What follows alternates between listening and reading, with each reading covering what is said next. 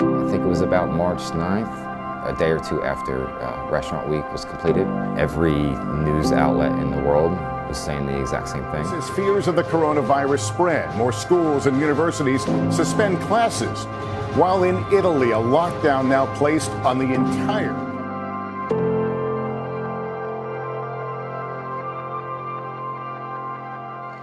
In March, as you know, everything changed. There was a lot of uncertainty. We were faced with that, but we never really thought about closing down. That never really was an option for us. We were able to keep our help, we were able to keep our supply chain up, keep our supplies here, but we did have to change up the way we were doing things. People were buying differently. They were buying huge quantities. They were buying for friends, for neighbors, elderly people who were not getting out. So they were definitely buying for more than just themselves. So we were busy. We were very busy. We started doing curbside. So we would take the phone orders, put the orders together, deliver them, obviously curbside when people came. So that was huge. That kept us busy, very busy. We've just been grateful to be able to keep our doors open and to be able to serve the community. And they've been very appreciative, which has made the job so much easier. It took a couple of days to get a web store started and began selling my coffees and chocolates and things, whatever retail items I had through the web store. So I was in here all day processing orders, and then in the evenings I would go out and deliver all night. And so they were long days, but it kind of kept us going in that downtime. And then once we were able to open safely, we did, with reduced hours and staff. And we just kind of been adding a little more retail to the mix ever since. And it's been helping with the fact that we're seeing fewer people coming through the doors. We started doing online ordering and friendly delivery. So instead of being able to have dinner or breakfast with your friends, you send them a 6-pack of cinnamon buns, you send them smoothies for breakfast.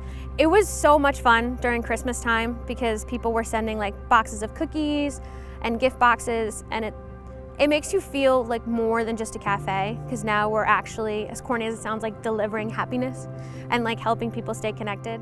Well, pretty much we've had to pivot in that we have to be able to be outside. So we're very weather dependent, and we still, the township has graciously let us use the alley, and so we have all our tables out here, and we have live music, and it's just been a really wonderful experience. This community is very, very supportive, and it's what keeps us going, is all the friends that we have in town. So we worked on adding 2 pizza departments for a nice gourmet pizza, and that was very helpful to Biesa because it's kind of like brought us like a wider demographic, wider customer base, and also our customers that were like more repeating ordering or taking out or dining outside.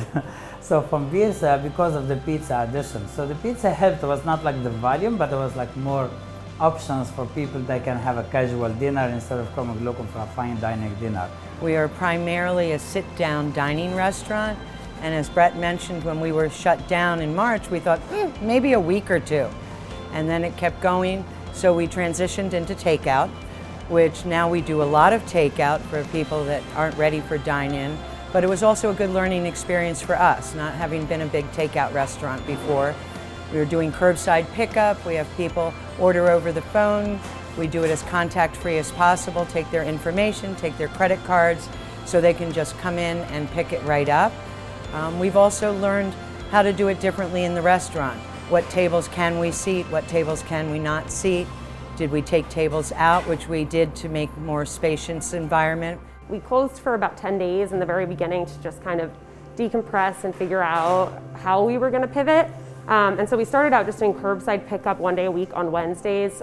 So we were just open, I think, from 12 to 4 in the beginning. We're now open from 12 to 5. And it's all no contact curbside pickup. So people let us know when they arrive and we bring their bags outside and set them on a table for them. So for the first 6 months of the pandemic, we were just open the 1 day a week, which was great. We actually were able to really successfully pivot. This community is so amazing. Everyone's been so supportive. Aquí sigo trabajando, tratando de dar lo mejor de mí. No ha sido fácil, ni seguirá siendo fácil. Gracias a todos mis clientes que me han apoyado.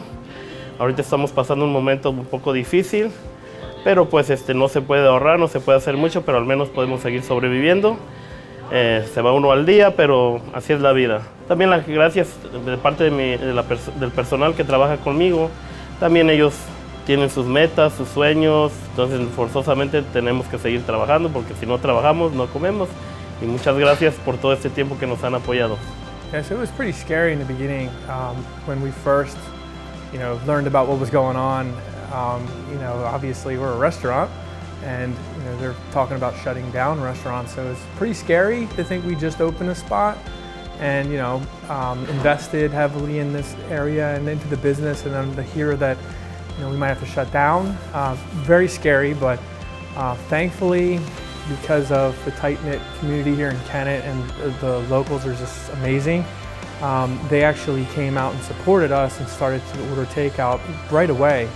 The takeout business definitely picked up, which was amazing. And we noticed that customers were tipping more and basically asking us how we're doing. We're constantly being kind of cheered on by the community, which was great.